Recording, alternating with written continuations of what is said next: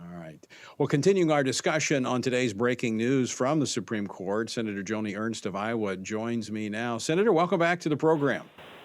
Oh, thank you, Tony. It's really great to be with you. Let me first, before we get into Senate business, let me get your reaction to the Supreme Court's decision on the vaccine mandates.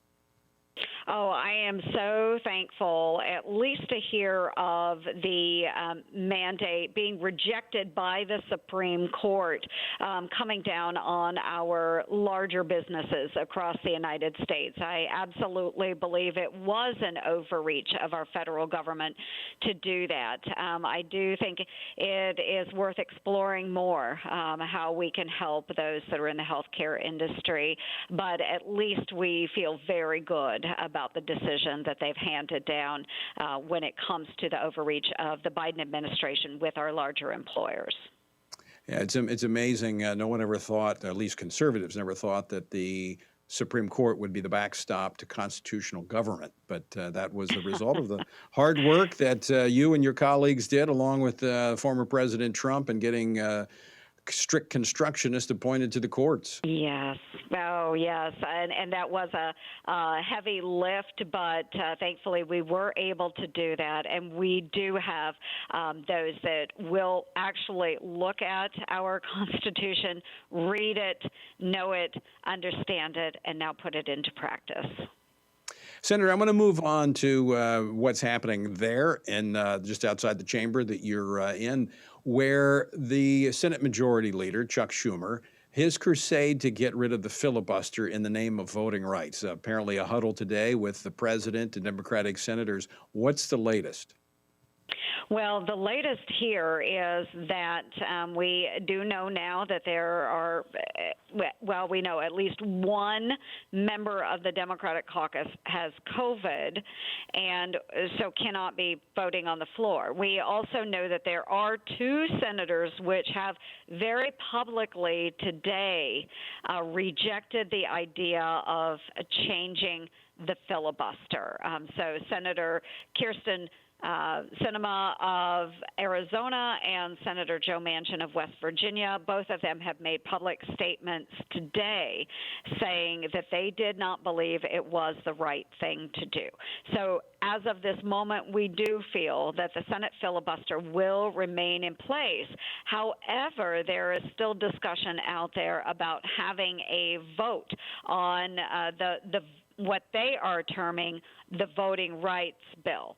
But we know that even that bill may have some trouble passing. It won't pass without eliminating the filibuster, but I just want to caution all of the listeners that what they're terming as voting rights actually would eliminate popular voter ID requirements at the polls. It would legalize ballot harvesting, and it would basically put D.C. bureaucrats in charge of America's local and state-run election systems, and it essentially is a federal jobs program for political consultants and pollsters. So it's not truly about voting rights. And the steps that they would be taking within that bill actually allow it to become easier to cheat. And Right. Republicans, of course, want to make it easier to vote and harder to cheat. But that's not what this bill is. So for now, I do believe we are in a safe situation. That could change, but for now, I think the Senate filibuster is safe. Yeah, speaking of that filibuster, I want to play a clip, a very short clip from then Senator Joe Biden. I've been around a while, and I remember when Senator Frist was a majority leader, and the Democrats were using the filibuster, and there was discussion of eliminating the filibuster for judicial nominees. Now, that subsequently was changed by the Democrats, but I want to play a clip of Senator Joe Biden. Play clip 1, please. I say to my friends on the Republican side, you may own the field right now, but you won't own it forever. And I pray God when the Democrats take back control, we don't make the kind of naked power grab you are doing. Senator, any hypocrisy there among Democrats? Absolutely, Tony. And we see this time and again.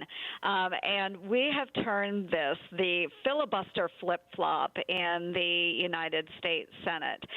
We have seen this with our now President Joe Biden. We have seen this with the Democratic leader Chuck Schumer of New York, where just a handful of years ago he was saying that elimination of the filibuster would spell out doomsday for democracy. And obviously his tune has changed there as well. And we've called them to the carpet on this.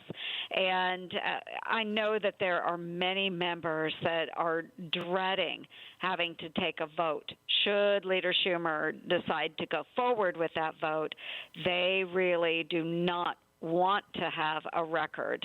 They do not want to be on record having eliminated the Senate filibuster and allowing that simple majority to reign in the United States Senate. So I don't know why he would throw his members under the bus like that, especially those that are in very vulnerable states right now.